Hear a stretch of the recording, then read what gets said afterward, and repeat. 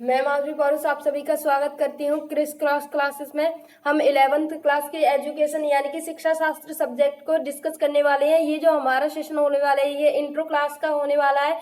इसी के साथ में जो हमारे एग्जामिनेशन पॉइंट से जो क्वेश्चन वगैरह बनते हैं वो कहाँ से कितने नंबर के बनते हैं और कैसे पेपर वगैरह डिसाइड होता है, ये सारी चीजें हम अच्छे से डिस्कस करने वाले हैं। तो चलिए देखते हैं।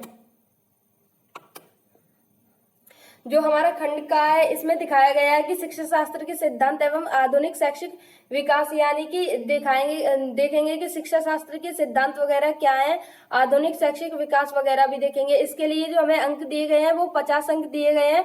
इसी के साथ में जो यूनिट फर्स्ट है हमारी उसमें देखेंगे हम कि शिक्षा का अर्थ क्या है, एवं वैज्ञानिक शिक्षा का महत्व समझेंगे। उसके साथ साथ हम जैसे आवश्यकता एवं उपयोगिता को समझेंगे और उसी के साथ साथ हम अनौपचारिकता को देखेंगे। इसके लिए जो हमें अंक दिए गए हैं वो 15 अंक दिए गए हैं। आगे की चीजों को डिस्कस करते हुए हम देखेंगे कि व्यक्तिगत एवं सामाजिक शिक्षा के बारे में क्या कहा है शिक्षा शास्त्र में, मतलब कि जैसे व्यक्तिगत रूप से हम कैसे शिक्षा लेते हैं, समाज में रहकर हम कैसे शिक्षा ग्रहण करते हैं, ये सारी चीजों को अच्छे से डिस्कस करने वाले हैं। उसी के साथ में जो हमारे भारत में जैसे व्यवसायिक दृष्टि से देखें तो सभी लोग सरकारी नौकरी की तैयारी के लिए पढ़ाई करते हैं कि ये चाहते हैं कि हमें ऐसी शिक्षा मिले जिससे कि हमारी जल्दी से जल्दी सरकारी नौकरी लग जाए। इसी चीज को देखेंगे कि जैसा कि हमारा ये जो खा है वो मतलब डिफाइन कर रहा है कि जो व्यवसायिक हमारे देश की वर्तमान परिस्थितियों के संदर्भ में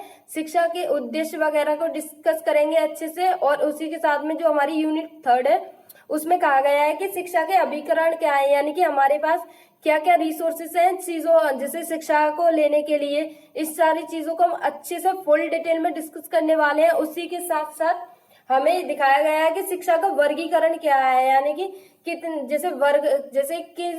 किस वर्ग से हमें शिक्षा प्राप्त होती है और किस किस वर्ग का शिक्षा के प्रति क्या योगदान है। जैसे घर में देखेंगे तो घर में भी हमें शिक्षा प्राप्त होती है, क्योंकि आप सभी जानते हैं कि शिक्षा जीवन पर्यंत चलने वाली प्रक्रिया है, यानी कि जन्म से लेके मरण तक शिक्षा कभी ऐसा नहीं है कि आप सोचते होंगे कि स्कूल में जो शिक्षा मिलती है वही शिक्षा है। नहीं, ऐसा अगर आप सोच रहे हैं तो बिल्कुल गलत सोच रहे हैं, क्योंकि शिक्षा आपको हर जगह से मिलती है, चाहे वो डायरेक्टली हो यानी कि प्रत्यक्ष रूप से हो या फिर इनडायरेक्टली यानी कि अप्रत्यक्ष रूप से हो, तो आपको हर जगह से कहीं ना कहीं से शिक्षा मिलती है। और आप जो घर में शिक्षा लेते हैं वो अप्रत्यक्ष रूप से शिक्षा ग्रहण करते हैं। इस चीज को हम फुल डिटेल में डिस्कस करेंगे। और जैसा कि जो विद्यालय होता है वो आपको प्रत्यक्ष रूप से शिक्षा देता है, और जो समुदाय वगैरह होती हैं उनका देखेंगे, जैसे एनजीओ वगैरह होते हैं उनका शिक्षा में क्या योगदान रहता है, उसी के साथ में राज्य का क्या योगदान रहता है। इन सारी चीजों को फुल डिटेल में डिस्कस करने वाले हैं हम,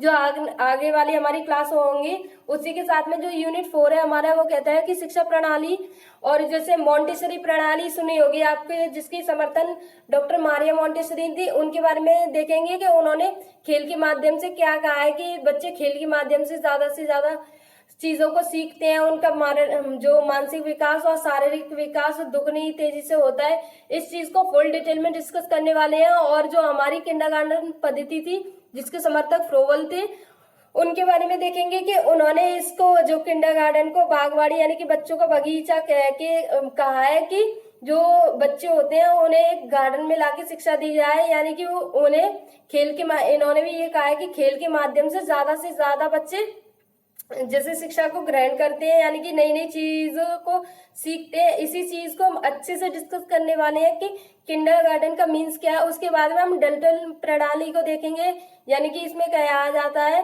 कि जो हमारी मिस हेलेन है उन्होंने डल्टन प्रणाली को क्या कहा, मतलब उन्होंने किस रूप से डिफाइन किया है। इस चीज को हम अच्छे से डिस्कस करने वाले हैं। और जो बेसिक शिक्षा है उसको देखेंगे कि हस्तकलाओं के द्वारा जो शिक्षा दी जाती है उससे जो मानसिक विकास और शारीरिक विकास होता है वो किस दर से होता है। इस चीज को हम फुल डिटेल में डिस्कस करने वाले हैं। सो डोंट वरी, आगे की चीजों के लिए आप हमारे साथ बने रहिए। और इसी के साथ साथ जो हमारा खंड का है वो कंप्लीट होता है। हम खंड खा की ओर देखते हैं कि खंड खा में शिक्षा मनोविज्ञान क्या कहता है। जो हमारा खंड खा है उसमें शिक्षा मनोविज्ञान, जैसे कि सबसे पहले तो हम डिस्कस करेंगे कि जो शिक्षा मनोविज्ञान का अर्थ क्या है और इसका क्षेत्र क्या है, और इसी के साथ साथ उपयोगिता देखेंगे कि जैसे शिक्षा शास्त्र में शिक्षा मनोविज्ञान की क्या उपयोगिता है, इसका महत्व वगैरह डिस्कस करेंगे। और फिर यूनिट जो सेकंड है हमारी, वो कहती है कि बालक वृद्धि तथा विकास के तहत में, जैसे कि आपको पता होगा जो प्रारंभिक बाल्यकाल होता है उसमें जैसे शारीरिक और मानसिक विकास वगैरह होता है वो किस दर से होता है, उसमें भाषा का विकास वगैरह कैसे होता है, इस चीज को फुल डिटेल में डिस्कस करने वाले हैं। और इसी के साथ साथ सामाजिक विकास वगैरह भी देखेंगे कि समाज में रहकर बच्चे का कैसे और क्या विकास होता है। उसी के साथ साथ जो हमारा खाया है पूर्व किशोर अवस्था एवं किशोर अवस्था की जैसे अवस्थाएं वगैरह को डिस्कस करेंगे। जैसे कि आपको पता है कि जो किशोर अवस्था होती है उसे सबसे खतरनाक काल कहा जाता है, यानी कि आप अगर माने तो बाल्यावस्था से लेके वृद्धावस्था तक कोई अगर सबसे ज्यादा कोई खतरनाक काल होता है तो वो किशोर अवस्था को कहा जाता है। किशोर अवस्था में जैसा कि हमें पता है हमारे हार्मोन्स वगैरह चेंज होते हैं, तो उनके साथ साथ हमारी मेंटेलिटी कैसे होती जाती है, इस चीज को डिस्कस करने वाले हैं। शिक्षा मनोविज्ञान में इसके लिए क्या कहा गया है कि कैसे बच्चे जो किशोर अवस्था में भटक जाते हैं, इस चीज को फुल डिटेल में डिस्कस करेंगे। इसी के साथ में जो हमारी यूनिट थर्ड है उसमें व्यक्तिगत भेद वगैरह दिए गए हैं, यानी कि बताए गए हैं, जैसे कि और शारीरिक और मानसिक एवं व्यक्तिगत भेद वगैरह, इन चीज को यानी कि किसी का आईक्यू है जो इंटेलिजेंस क्यूटेंस वगैरह होता है वो किसी का क्यों ज्यादा होता है क्यों कम होता है, इस चीज को अच्छे से हम फुल डिटेल में डिस्कस करने वाले हैं। सो डोंट वरी, बिल्कुल भी आपको टेंशन लेने की जरूरत नहीं है, हम सभी चीजों को अच्छे से समझ के पढ़ने वाले हैं।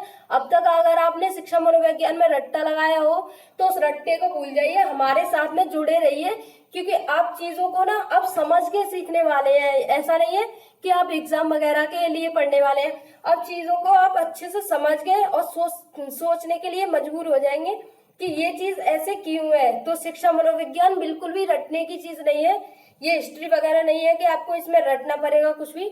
इसमें आपको एक बालक का उदाहरण दिया जाएगा कि जो बाल्यावस्था होती है उसमें बालक ये करता है, शेष अवस्था में ये करता है, उसी के साथ में पूर्व किशोर अवस्था में ये करता है, किशोर अवस्था में ये करता है, युवा अवस्था में ये करता है, वृद्धावस्था में ये करते हैं। तो इन चीजों को हम अच्छे से डिस्कस करने वाले हैं। अगर आप चैनल पे नए हैं तो चैनल को सब्सक्राइब कर लीजिए, और वीडियो अगर आपको अच्छी लगी हो तो वीडियो को लाइक कीजिए, और उसी के साथ साथ अपने फ्रेंड्स वगैरह में इसे शेयर कीजिए। और नोट्स वगैरह के लिए हमारी ऐप है, यानी कि हमारी जो एप्लीकेशन है वो क्रिस क्रॉस क्लासेस के नाम से, उसे इंस्टॉल कीजिए, क्योंकि इन जो हमारी ये क्लासेस वगैरह चलेंगी, इसके अलावा और क्लासेस वगैरह चलेंगी, उन सभी के नोट्स आपको उसी एप्लीकेशन पे दिए जाएंगे। और तो बिल्कुल भी आप बिना देरी किए उस एप्लीकेशन को इंस्टॉल कीजिए, क्योंकि आपको नोट्स वगैरह की जरूरत पड़ेगी। इसके जब वीडियोस वगैरह देखेंगे तो आपके पास अपने नोट्स होंगे, तो रिवीजन के लिए आपको नोट्स की जरूरत पड़ेगी, जिससे कि आपकी चीजें तुरंत की तुरंत क्लियर होती रहेंगी। Thank you.